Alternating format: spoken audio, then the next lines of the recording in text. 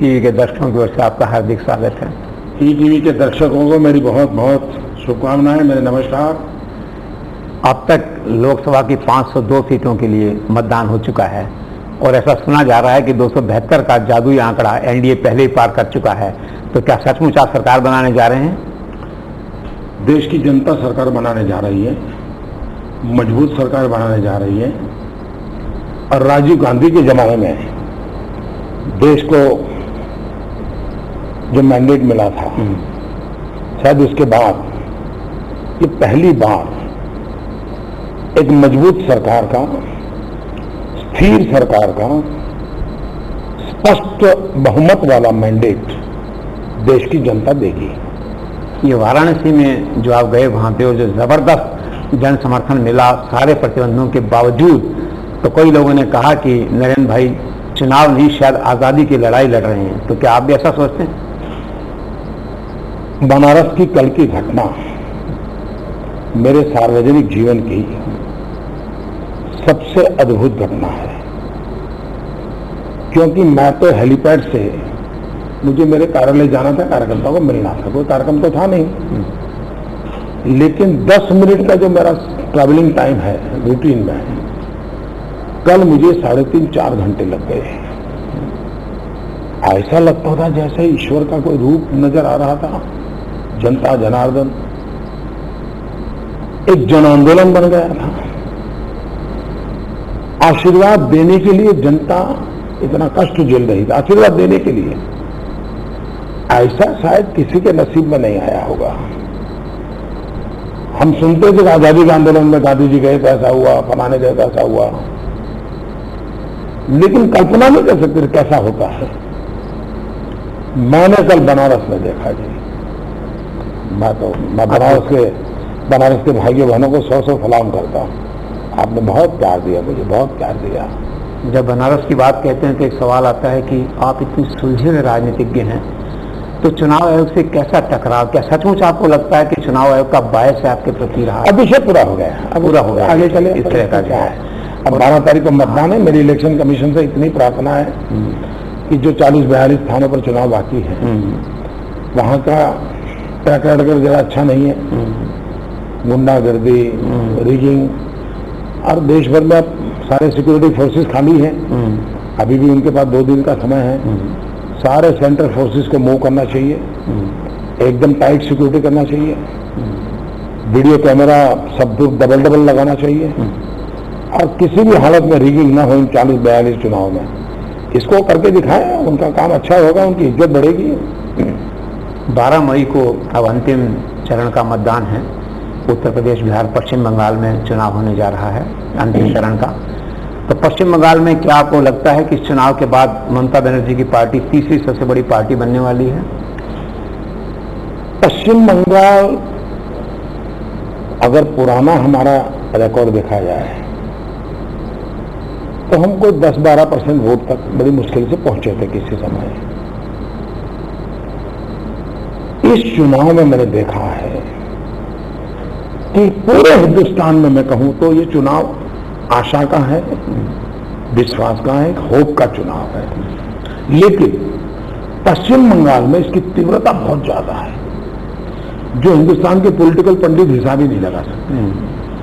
पश्चिम बंगाल की युवा पीढ़ी, पश्चिम बंगाल का गरीब, पश्चिम बंगाल का पिछड़ा, उसको लगता है कि भाई हम परिवर्तन के लिए प्रयास किया लेकिन नजर नहीं आ रहा है। और बंगाल का आदमी बुद्धि से ज्यादा सोचता है चीजों को, इमोशनली भले रिस्पॉन्ड करता है लेकिन सोचता बुद्धि से है।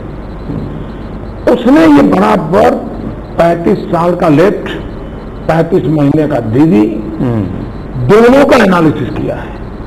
उसमें से उसको लगता है कि अब बीजेपी बचा सकती है। और मैं जो राउंड की है जी, वहां जो जन समर्थन मैंने देखा है, इससे मुझे लगता है कि बंगाल तो सारे पॉलिटिकल पंडितों की सोच से ऊपर चला जाएगा। तो दीदी पहले एनडीए में रह चुकी हैं, आप लोगों के साथ डायरेक्टली इनडायरेक्टली रही हैं, तो अचानक इतनी खपता की और ऐसे गैप क्यों? नहीं, दीदी तो एनडीए भी रही है, यूपीए भी रही है, एनडीए के खिलाफ रही है, यूपीए के खिलाफ रही, तो दीदी तो सब जगह पे होती है। सब जगह नहीं है।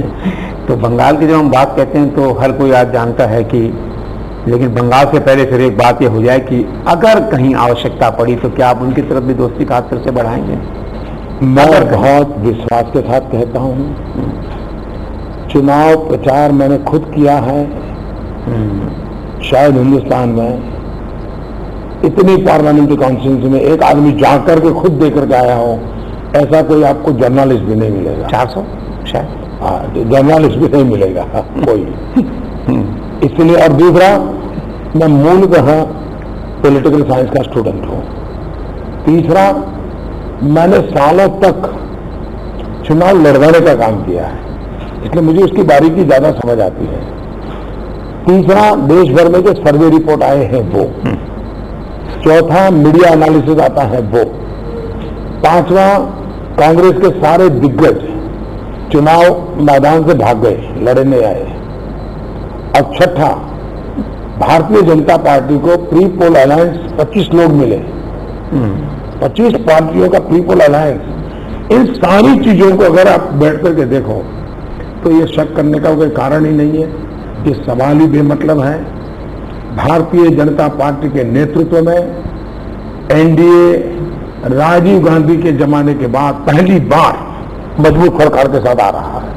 पश्चिम बंगाल कर्ज में डूबा हुआ है, विकास पिछड़ा हुआ है, तो अगर आप प्रधानमंत्री बनते हैं, आपकी सरकार बनती है, तो पश्चिम बंगाल के ओवरऑल डेवलपमेंट के लिए आपका विजन, प्लान, रोड मैप क्या होगा?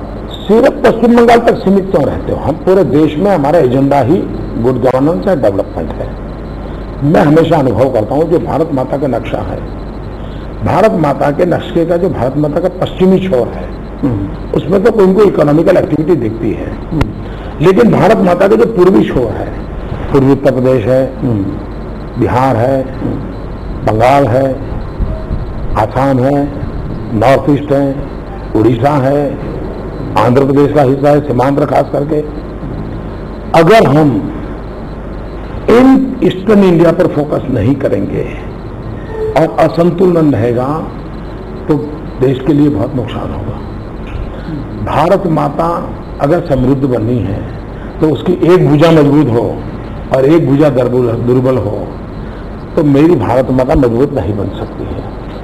और इसके लिए रांची हो, काशी हो, पटना हो, कलकत्ता हो, भुवनेश्वर हो, ये जो बड़े बड़े सेंटर्स हैं, उसको तत्काल हमने लिफ्ट करना चाहिए, डेवलप करना चाहिए। पश्चिम बंगाल में बहुत पोटेंशियल है। कभी पश्चिम बंगाल हिंदुस्तान की इकोनॉमी को लीड करता था। देश की पहली एम्बेसडर पश्चिम बंगाल में बनी थी। उसकी उस ताकत को नजरअंदाज नहीं करना चाहिए। हमने the best quality of human resource है पश्चिम बंगाल के पास, best quality of dedicated emotional social structure है। दूसरा, पश्चिम बंगाल की कुछ विशेषताएं हैं, जैसे जेम्स एंड ज्वेलरी। आज दुनिया में जेम्स एंड ज्वेलरी का मार्केट बहुत बड़ा मार्केट है। हिंदुस्तान का कंट्रीब्यूशन न के बराबर है। अकेला बंगाल सिर्फ जेम्स एंड ज्वेलरी पर अगर जोर लगा देना तो भारत की करंट अकाउंट डेफिसिट को ठीक करने में अकेला बंगाल रोल कर सकता है, इतनी ताकत है। अब मेरे गुजरात में जो भी डायमंड वगैरह का काम करते हैं, है ना, डायमंड के गहने बनाने का, नॉट डायमंड पॉलिसी, ज्यादातर बंगाल के लोग हैं, मेरे गुजरात में काम कर रहे हैं। ये उनकी जो ताकत है उसको हम हाथ क्यों नहीं लगाते? कला, हैंडीक्राफ्ट, बंगाल की बहुत बड़ी ताकत है।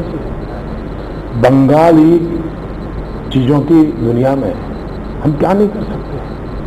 और इसमें मेरे मन में साफ है कि बंगाल के सामर्थ्य का पूरा उपयोग होना चाहिए। और दिल्ली सरकार का काम ये नहीं है कि ये मेरे हैं, ये पराये हैं। हिंदुस्तान का हर कोना वो दिल्ली में बैठी हुई सरकार का अपना होना चाहिए। दिल्ली सरकार ने सबसे बड़ी गलती ये की इतने दिनों कि राज्यों को भी पहले वो अपना यानी एक प्रकार से असिस्टेंट मानने की कोशिश करते थे। पुराने जमाने में शब्द प्रयोग होता खंडिया राज। अगर वो कोई सर्वोच्चा करता है तो उनको प्रतिस्पर्धी मानने लगे, फिर भी आगे बढ़ता है तो उसको दुश्मन मानने लगे। सचमुच में अगर मान लीजिए मध्य प्रदेश एग्रीकल्चर ग्रोथ करता है, अल्टीमेटली तो भारत सरकार के खाते में ही जाने वाला है, तो मध्य प्रदेश के एग्रीकल्चर ग्रोथ की तारीफ करने में जाता क्या है? क्योंकि इन्होंने, अगर वो मध्य प्रदेश बीजेपी वाला है तो उनके एग्रीकल्चर ग्रोथ की बात ही नहीं करना। शिवराज सिंह ने इतना बढ़िया काम किया, उसका उल्लेख ही नहीं करना, तो ये तरीका तो नहीं चलता है। हम इस सारे चीजों में परिवर्तन चाहते हैं, पश्चिम बदलाव चाहते हैं। पश्चिम बंगाल में आपने कहा कि किसी जमाने में इन्वेस्टर्स का स्वर्ग माना जाता था, लेकिन सिंगूर से टाटा सिविल के बाद एक तरह से विश्वास उठ गया इन्वेस्टर्स का, लोग हिचकिचाते हैं। तो ये जो इन्वेस्टर्स का लॉस कॉन्फिडेंस है, इसको रेस्टोर करने के लिए क्या करें? बिल्कुल मेरा मत है, हिंदुस्तान में जहां पोटेंशियल पड़ा है वहां की राज्य सरकारों को विश्वास में लेकर के, राज्य सरकारों को उत्साहित कर करके और ऐसे इन्वेस्टरों को भी प्रोत्साहित करके, देखिए साइकिल की ट्यूब में हम हवा भरते हैं, मीटर से मानो तय करेंगे साइकिल की ट्यूब में 25 पॉइंट एयर होना चाहिए, लेकिन अगर एक जगह पे गुब्बारा हो जाए तो वो साइकिल चलेगी क्या? नहीं चलेगी। एयर भी जितनी चाहिए उतनी होनी चाहिए, लेकिन पूरी ट्यूब में होनी चाहिए, कोने में नहीं होनी चाहिए। उसी प्रकार से डेवलपमेंट इन्वेस्टमेंट भी एक कोने में होगा, अकेले गुजरात में होगा तो देश नहीं चलेगा। हिंदुस्तान के हर कोने में होना चाहिए, बंगाल में भी होना चाहिए। सिंगूर की घटना के बाद ये लैंड एक्विजिशन एक मुद्दा बन के वहां उभरा है, इसको भी सॉर्ट आउट करना होगा। लेकिन लैंड एक्विजिशन के संबंध में अभी तो सुप्रीम कोर्ट ने कह दिया हाँ कि गुजरात का मॉडल बहुत अच्छा है। अभी भारत सरकार जो मुझे ढेर सारी गालियां दे रहे थे, उन्हीं के कॉमर्स एंड इंडस्ट्री मिनिस्ट्री ने कह दिया कि मॉडल बहुत अच्छा है, सबसे अच्छा मॉडल ये है। और वो इतना ही देश को कहा कि गुजरात मॉडल को स्वीकार करे, तो उनके मुंह को चाटा उन्हीं की सरकार ने मारा है, इसी को मान लिया आकर के जो है। एक मैंने कलकत्ता में देखा और ऐसा लगा कि आपको सत्ता बनाने से रोकने के लिए सभी राजनीतिक दल सारी विचारधाराएं छोड़ के, चाहे वो टीएमसी थी, कांग्रेस की, लेफ्ट था, सब एकजुट हो गए। तो ऐसी क्या पॉलिटिकल थ्रेट आपने देखते हैं वो लोग? देखिए, ये एक तो इनका ये बड़ा ऊंचे घराने के लोग जो रहते हैं ना, उनकी ये सोच है कि इतने सालों से हम संसद में आने जाने वाले लोग, हिंदुस्तान हमको बहुत बड़ा मानता था, हम राज परिवारों में पैदा हुए लोग, हम राजघरानों में बड़े बड़े लोग, और ये चाय वाला, चाय बेचने वाला, जिसकी माँ बर्तन साफ करती थी, लोगों के घर में कपड़े धोती थी, उसका बेटा आकर के हमें पर चैलेंज कर रहा है। तो एक तो कुछ लोगों का ये साइकोलॉजिकल प्रॉब्लम है, और आपने देखा होगा कितने भद्दे मेरे पर कमेंट किए गए, उसी में उसका रिफ्लेक्ट होता है। दूसरे वो लोग हैं जिनको अपने पापों की चिंता है कि कहीं हमारे पापों का जवाब कोई मांगेगा तो क्या होगा, तो ये डर उनको है। और इसलिए कांग्रेस पार्टी ने भी अपनी स्ट्रैटेजी छोड़ दी है, तय किया है कि हम तीसरे मोर्चे को समर्थन करेंगे। उन्होंने ये नहीं कहा तीसरे मोर्चे को समर्थन देंगे, क्योंकि उनको मालूम है समर्थन लेने जैसी ताकत उनको मिलने वाली नहीं है। सही समर्थन देना पड़े तो दे देंगे, लेकिन वो इतना कॉन्ट्राडिक्टरी है कि वो कभी भी इस बात को कर नहीं सकते। बंगाल में जब आप गए तो आश्चर्य रूप से इतनी भीड़ उमड़ी हर सभा में आपकी, तो क्या लगता है श्यामा प्रसाद मुखर्जी की धरती के पुराने दिन और ये ताकत? देखिए, मैं कहता हूं, हम जो कहते हैं अच्छे दिन आने वाले हैं, ये अच्छे दिन आने वाले हैं का मैं बंगाल में बहुत नुकसान हुआ है बंगाल का। 35 साल में लेफ्ट ने तो बर्बाद कर दिया। दीदी 35 महीनों में लोगों का विश्वास जीत नहीं पाई है।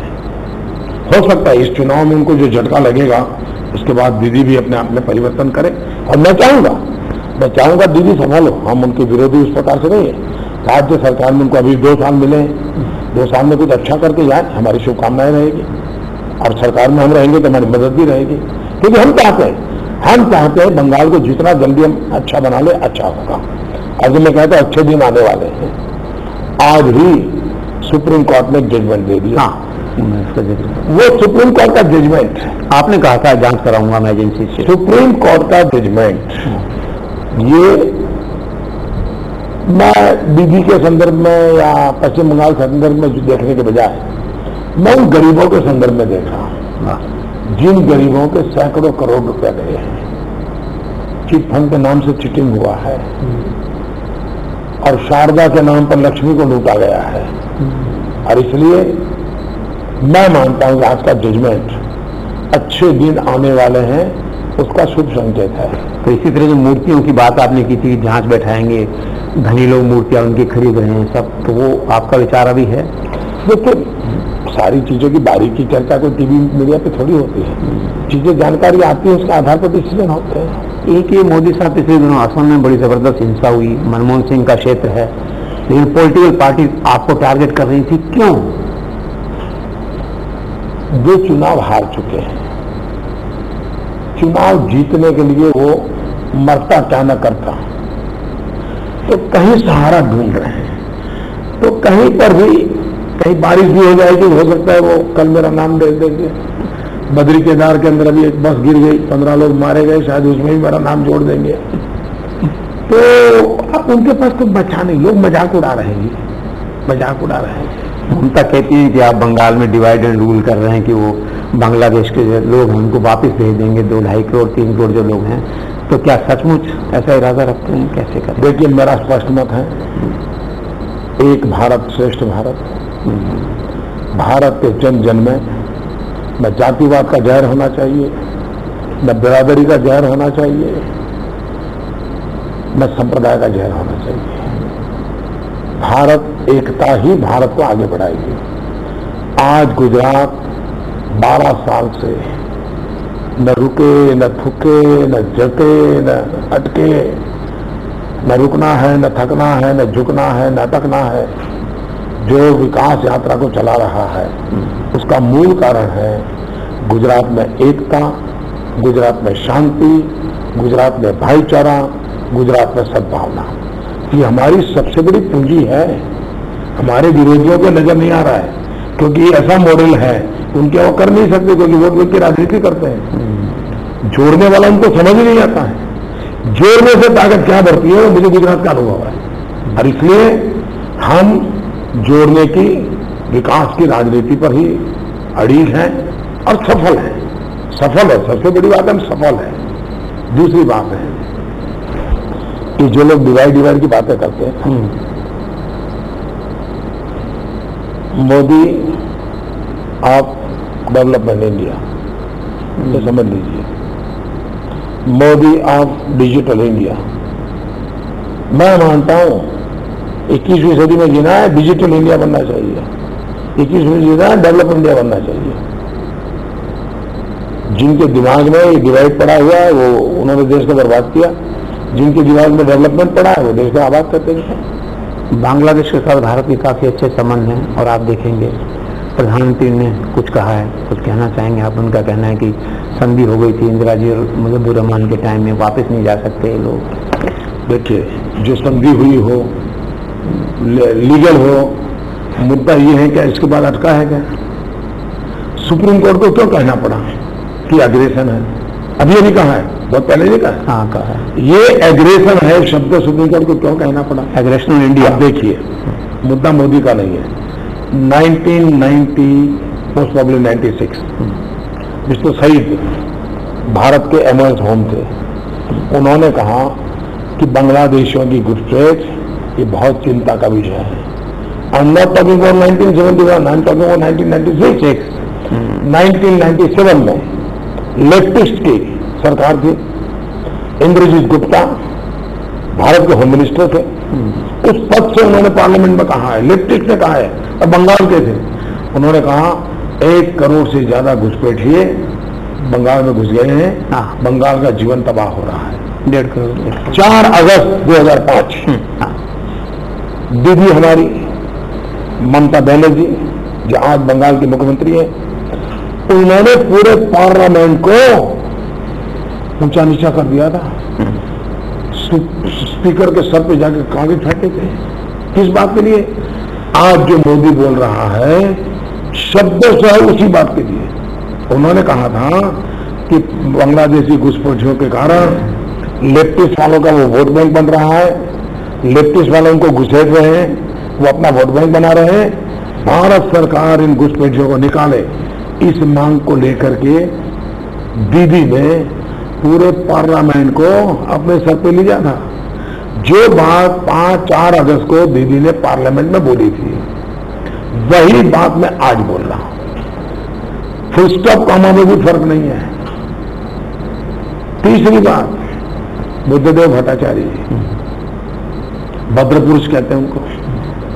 बुद्धदेव भट्टाचार्य जी ने बंगाल में कहा था कि बांग्लादेश से सटे हुए जो डिस्ट्रिक्ट हैं उसमें जो मदरसा है, ये मदरसा की एक्टिविटी चिंताजनक है। ये कह चुके हैं, ये इस एग्जैक्ट शब्द मुझे ध्यान नहीं है, लेकिन उसी प्रकार का मदरसाओं के प्रति उन्होंने चिंता व्यक्त की थी और बहुत बड़ा हो हल्ला हो गया था। अगर जो बात leftist chief minister Buddhadeb Bhattacharya बोलते हैं, जो बात मुख्यमंत्री दीदी बोलती हैं, जो बात leftist home minister Indrajit Gupta बोलते हैं, जो बात होम मिनिस्टर MOS तो सही बोलते हैं, वही बात अगर मोदी बोले तो फिर तूफान खड़ा हो जाता है। तो कारण उन लोगों की राजनीतिक मुश्किलें हैं, शायद मर्यादाएं हैं, या उनका कोई निजी स्वार्थ है, इसलिए वो अपना स्टैंड बदल रहे हैं। तो मोदी साहब एक बात और बताइए भी, अचानक अमेठी कैसे चले गया? 48 घंटे के नोटिस पे आज तक बड़े से बड़ा बीजेपी का लीडर, चाहे अटल जी हों, आडवाणी जी हों, सुषमा जी हों, कोई गया नहीं। आप गए और इतना क्राउड वहां आया आपको देखने के लिए, इतना रेस्पॉन्स आई, 40 किलोमीटर का वहां जाम लग गया। तो मेरा सवाल ये है कि आखिर अमेठी जाने का ये स्ट्रेटेजिक आइडिया आपको आया कहां से? देखिए, जब मैं गुजरात के विकास मॉडल की चर्चा करता था तो मैं देख रहा था ये न्यूज ट्रेडरों की मदद से झूठ फैला करके गुजरात मॉडल को कभी गुब्बारा कह देना, कभी टॉफी कह देना, पता नहीं मजाक उड़ा रहे थे। जो गुजरात आज देश की इकोनॉमी में सर्वाधिक कंट्रीब्यूशन करता है, उसको ऐसी गालियां दे रहे थे। क्या गुजरात हिंदुस्तान का हिस्सा नहीं है? क्या गुजरात में जो अच्छा होगा वो भारत सरकार के खाते में जाएगा कि नहीं जाएगा? ये आपने दुश्मन जैसा व्यवहार शुरू कर दिया। और मोदी को कितनी अनाप शनाप गर्मजोली में, जिस मोदी पर आज तक कोई आरोप नहीं लगा, आप ऐसी गंदी बातें करने लगे। तो फिर मुझे लगा ठीक है, समय रहते मैं आपको आपकी भाषा में जवाब दूंगा। और मैं बहुत बड़ा शांति से काम करता हूँ, मैं ऐसा करने की मेरी आदत नहीं है, तो मैं शांति से करता हूँ। तो मैंने स्मृति जी को बताया था कि हम वहां पर अमेठी के मुद्दे पर ही चुनाव लड़ना है, डेवलपमेंट के मुद्दे पर लड़ना है और कोई फोकस नहीं। और आपने देखा होगा ABP न्यूज में घोषणा पत्र कार्यक्रम में स्मृति ईरानी जी थी, सारे दिग्गज पत्रकार बैठे थे। वो गए थे कि कांग्रेस के एजेंडा की फाइलें लेकर के, वो सवाल वही पूछने जाते थे, वो कहते ठहरो अमेठी की बात करो। सारे पत्रकार नियुक्त हो गए थे, कोई सवाल होमवर्क करके आए नहीं थे। और मैंने देखा था अमेठी के विकास के मुद्दे पर कांग्रेस के पास जवाब नहीं था। अमेठी की दुर्दशा हुई, इसका जवाब नहीं था। एक परिवार के पास 40 साल तक सीट रही हो, प्रधानमंत्री वहां से बैठे हो, और अमेठी के लोगों को पीने का पानी न मिलता हो, रास्ता न मिलता हो, शौचालय न मिलता हो, घर में नलका न होता, बिजली न मिले, बच्चों को स्कूल न मिले, अस्पताल न मिले, ये सारी बातें देश के सामने आने लगी। फिर भी मैंने देखा ये जो न्यूज ट्रेडर है वो स्मृति ईरानी की बात को दबा रहे थे। वे एक ही चेहरे पर कैमरा लगा के बैठे थे और उसका बड़ा गुणगान कर रहे थे और रियल इश्यू को दबा रहे थे। प्रियंका गांधी का, मुझे किसी का नाम देना नहीं। 25 लोग हैं तो दिखाते नहीं थे। क्या भक्ति की है ये न्यूज ट्रेडरों ने, क्या भक्ति की है कि दिखाओ देश के लोगों ने, सत्य दिखाया नहीं देश को। तब मुझे लगा कि जो सत्य है मेरे जाने का उजागर होगा। अच्छा, इसलिए गए आप? और मैंने तय किया कि एक्चुअली मॉडल विकास का मैं चर्चा करूंगा, और मैंने की, और उसके पसीने छूट गए। बड़ी बड़ी बातें, सेकुलरिज्म दिखना बड़ा, बोलना बहुत सरल है। वहां पर मुसलमान के बच्चे को स्कूल जाने के लिए क्या बोलता है वो जवाब दो ना भाई। वहां के मुसलमान बच्चों को स्किल डेवलपमेंट की क्या उसका जवाब दो ना। आपका सेकुलरिज्म उनके तो काम आता नहीं है, उनकी तो गरीबी जाती नहीं है, उनको तो रोजी रोटी मिलती नहीं है। तो तुम्हारी कुर्सी के लिए तो सेकुलरिज्म है, लेकिन उनकी जिंदगी बदलने के लिए तो सेकुलरिज्म है नहीं। हम चाहते हैं सबकी जिंदगी बदले, तो अमेठी में मैंने सिद्ध कर दिया कि कैसे झूठ चलाया गया है, कैसे गुब्बारे चलाए गए हैं, कैसे हिंदुस्तान के न्यूज ट्रेडर को टॉर्चर दे करके दुनिया चलाई गई है, तो मैंने खुल करके रख दिया। और फिर अगर मौका मिला तो आपने कहा कि 60 महीने में अमेठी बदल दूंगा मैं, तो क्या मोटे तौर पे कोई? देखिए, स्मृति ईरानी जी लोकसभा की सदस्य बनेगी। अच्छा, वो मेरी प्रतिनिधि होगी और वो खुद वहां काम करेगी। और अगर अमेठी के लोगों को नहीं जिताना है और उनको जो राहुल जी ने पिछले 40 साल में दिया है देना है, तो फिर वो उनकी मर्जी है, हम क्या करेंगे। उत्तर प्रदेश के सटा हुआ बिहार है, बिहार की थोड़ी बात करते हैं तो जितने ओपिनियन पोल्स अभी तक आए हैं, आपके पुराने मित्र नीतीश कुमार नंबर 3 पे चल रहे हैं। क्या आपको भी ऐसा लगता है कि 10-11 महीने पहले बीजेपी से अलग होने का जिन्होंने फैसला लिया वो उनके पॉलिटिकल कैरियर का सबसे बड़ा ब्लंडर था? देखिए, कभी कभी मनुष्य का अहंकार इतना ऊपर चला जाता है कि उसके तीर, अंधेरे में तीर चलाने से वो तीर खुद ही के पैर पर पड़ते हैं। आज उनका खुद के तीर उन्हीं के पैर पर पकड़ के उनको जकड़ लिया है। मुझे उन पर कोई नाराजगी नहीं है, दया आती है, दया आती है और कुछ नहीं। एक आखिरी सवाल बड़ा दिलचस्प सुना है कि आपकी पार्टी और आरएसएस ने ये फैसला किया है कि अगर किसी भी कारण से 1% आप प्रधानमंत्री नहीं बनते हैं तो वो कहेंगे नो मोदी नो गवर्नमेंट, कोई हमारा प्रधानमंत्री नहीं होगा, हम सरकार नहीं बनाएंगे, अपोजिशन में बैठेंगे। तो एक कार्यकर्ता और प्रचारक के नाते आपकी पार्टी ने आपके बारे में जो स्टैंड लिया है, क्या इससे आप गौरवान्वित महसूस करते हैं? न मैंने ऐसा सुना है, अच्छा, न मुझे कोई ऐसा इंसान मिला है, न मेरे कान पे आया है कि वही न्यूज ट्रेडरों की कमाल है जो न्यूज मैन्युफैक्चरिंग करते हैं। तो जो न्यूज मैन्युफैक्चरर है और न्यूज ट्रेडर्स हैं, उनकी एक बात भी अभी तक सही निकली है क्या? बाजार में गर्मी फैला देते हैं 2 दिन के लिए और बाद में कोई जवाब देते नहीं। तो news manufacturers and news traders, उनके पीछे समय बर्बाद करने की जरूरत नहीं है। जरूरत नहीं है। ठीक है मोदी साहब, थैंक यू वेरी मच। आपने हमारे दर्शकों के सवालों तो बंगाल के, बिहार के, उत्तर प्रदेश के और ईटीवी के सभी दर्शकों को मेरा नमस्कार। शायद पूरे चुनाव अभियान का पहला आखिरी इंटरव्यू होगा और पहला इंटरव्यू आपने हमें दिया, आखिरी इंटरव्यू होगा। और मेरी आपसे प्रार्थना है कि मतदान अवश्य करें, लोकतंत्र की आस्था न छोड़ें। आज दुनिया में अवेलेबल जो व्यवस्थाएं हैं उसमें लोकतंत्र एक ही ऐसी व्यवस्था है जिसको हम स्वीकार करके देश का भला कर सकते हैं। आपका वोट लोकतंत्र की सबसे बड़ी ताकत है। मतदान कीजिए, भारी मतदान कीजिए और दिल्ली में एक मजबूत सरकार बनाने के लिए आप मेरी मदद करें। बहुत बहुत धन्यवाद।